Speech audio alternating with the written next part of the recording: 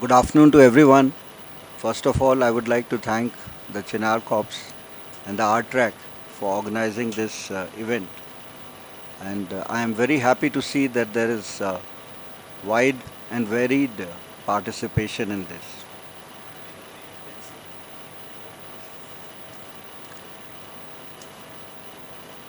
I would like to talk about the point that has been given to me about economic stability.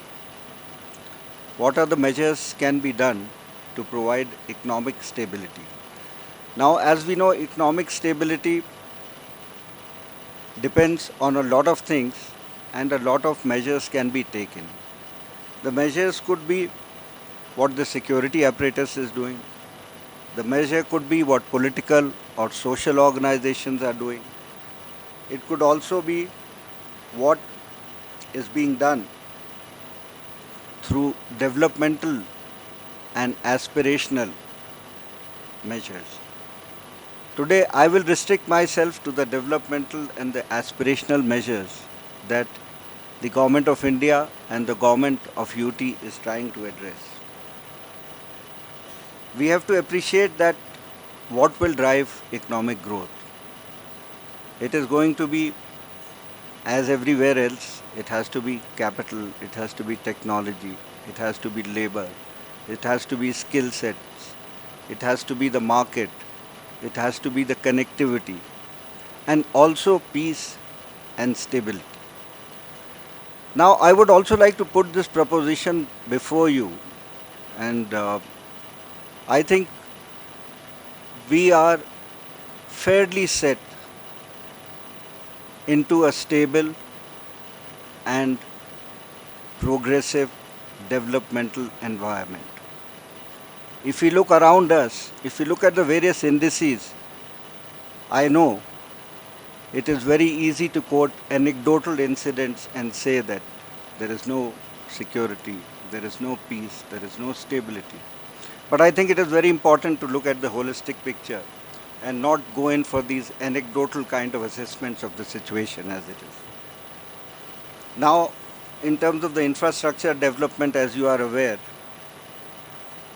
through the Prime Minister's package, which is more than 80,000 crores, a lot of work is being done in terms of the infrastructure, in front of the highways, in terms of the roads, in terms of increasing the power capabilities, including the Jal Jeevan Mission, the availability of safe drinking water for everyone, the improvement in the air services. We now have night capabilities at our airports. We are also opening up international flights very soon.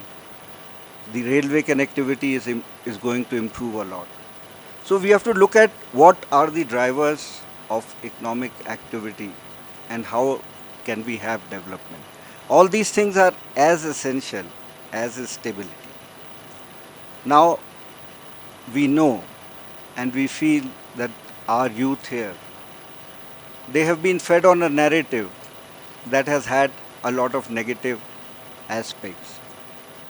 And terrorism, disturbances, hartals, law and order issues have impacted our lives and our economy here. Therefore, we certainly feel that youths are the key and we need to address them. There are a lot of initiatives which are being taken in terms of providing the means so that their aspirations are met. Starting even from the primary school stage to the secondary school stage to the technical education and the skill education, a lot of changes are being introduced. It is our effort to see that all the skilling that is required is employment oriented. We are able to create the centers of excellence. We are able to bring in the industry partners. We are able to judge by outcomes to see that actually have we been able to generate any employment through the kind of trainings that we are conducting, through the kind of programs that we are conducting. So the focus is certainly changing. The focus is certainly changing from the processes to the outcome. And I can also appreciate that COVID has been a bit of a spanner in the works everywhere in the world. And even here, it has had its impact in terms of both investment, in terms of economic development, in terms of hitting many of our key industries like tourism and so on. So that is one aspect that hopefully, having successfully countered even the second wave and hopefully having avoided the third wave, we would be getting over that. So that is one kind of stability that certainly we are hoping for. I would not like to quote too many figures on, what initiatives have, how many youth clubs have been opened. We have established about 4,500 youth clubs. We have tried to involve and see that almost all stakeholders are part of the process. All stakeholders are part of the process, and also all of them are beneficiaries of the economic development that will take place. There are many schemes have been taken up, like the Mumkin scheme for providing commercial transport with no margin money. I am not going to go into there. A lot of self-help groups, a lot of capital has been given. There's a lot of ease of business that has been done. A lot of facilitation has been done in most of the sectors, including that of self-help, self-employment, self-skilling and certifications. We have also tried to build up on what are the core strengths of the economy here. The handloom sector, the apple industry which is there, a lot of efforts are being made to modernize it so that we get better quality apples, we get more produce. And that is another thing that I would like to point out, that it has not been impacted by almost anything, maybe marginally. So there are a lot of spheres of our economy that are actually not being affected much. Tourism is another mainstay of our economy, and somebody said that it is for the valley. I would differ there. I think Jammu has equal potential as far as tourism is concerned, and it certainly can be built up to be a very viable and a very vibrant sector in Jammu also. Lot of initiatives, like I said, for skilling, like the Bombay Stock Exchange has been taken on. The Tata they have opened 2 centers of excellence. The Ashok Leyland has opened 2 centers of excellence. And our whole model is going to be that we are going to bring in a lot of industry, a lot of institutions in different fields to set up these centers of excellence. We do realize that our skill and technical training till now has certainly not been up to the mark, and it's also a fact that the world is a fast changing pace, and unless you can keep pace with it, it would be very difficult to be able to meet the aspirations of the youth and to be able to produce the kind of skill sets that would be employable. I would also like to point out to you that in terms of the infrastructure, like I said, a lot of investment is being done and the results are now coming through. Again, COVID was a bit of a dampener in terms of the pace of work that could be done. But now it is taking place, and you would see a lot of mega projects are being completed. We also completed almost 3,000 languishing projects which were lying for quite some time, even as long as a decade. In terms of industrial development, also efforts are being made.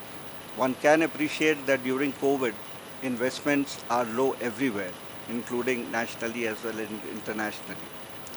But almost 28,000 crores industrial development schemes are in the pipeline. They are being processed, which we hope will create almost about 1 million jobs in the times to come.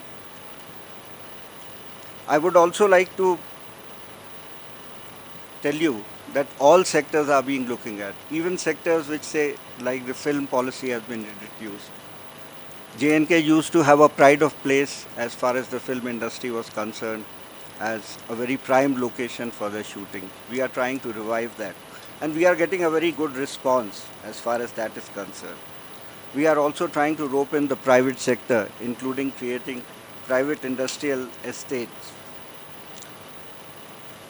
In terms of tourism, it was said that it is the elite which really benefit from this industry.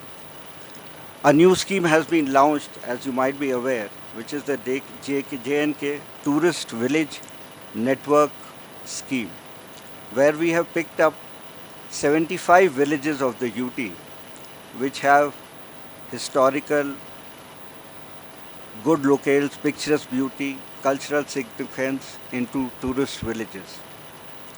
Under this initiative, the youth can be self-employed, and we are also going to get into what we have to really look at is that we have to look as to what was traditional, what was working, what works today. We have to look at a digital transformation. We have to look at a technological transformation. We have to really see that the people who are marginalized, who are the underprivileged, how can we also involve them in the developmental process? And a lot of steps have been taken. If we were to look at tribals, if we were to look at the kind of support, the kind of scholarships that we are offering to different disadvantaged people, we are making sure that all the centrally sponsored schemes, all the government schemes, including their digital payments, are reaching directly. These are also something that needs to be seen.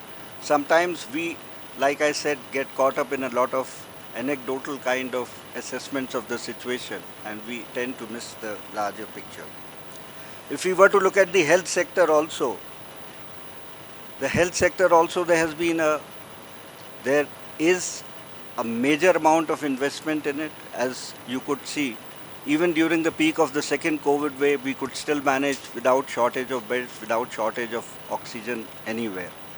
And over the next few years, we are planning to invest almost 7,500 crores in this sector so that you could have a healthy society. We understand that a healthy society is a stable society, is a progressive society, and a fit society is also a very important component that we need to look at. Like I pointed out about people's participation, for the first time, we have a 3-tier Panchayati Raj system in place. It is a start. We have also empowered them. We have also given them the means. We have also given them the staff, the budgets to do it. This year we have doubled the budget to 12,600 crores for these PRIs. And we hope that they would be able to take care of the local interest and be also the eyes and ears for the kind of works that are being implemented, and also would fill the void that a lot of people have pointed out to you, that it is only the elites who rule. I would also like to point out to you that we have to understand that the uniformed forces, the initiatives of the government, the initiative of all the initiatives that I had pointed out, including even political parties, including religious, including social organizations, including the private sector, the different media houses, everybody is part of the environment in which we have to operate. We can't wish any one of them away. It is our ability to be able to manage the environment, to get the kind of outcomes that we wish, that we have to work for. And I would certainly like to congratulate the uniformed forces and everybody in this effort that has been there in trying to transform J&K into a more progressive, a more stable, and a more developmental society with a lot more inclusion. Change does not happen overnight. We are all aware of that. But if we have to also look at the trends, my firm view is that the trends are positive. Our resolve is also very firm. We will let nothing and no one stand in the way of having a progressive, developmental and prosperous J&K. Thank you so much for your time. Thank you.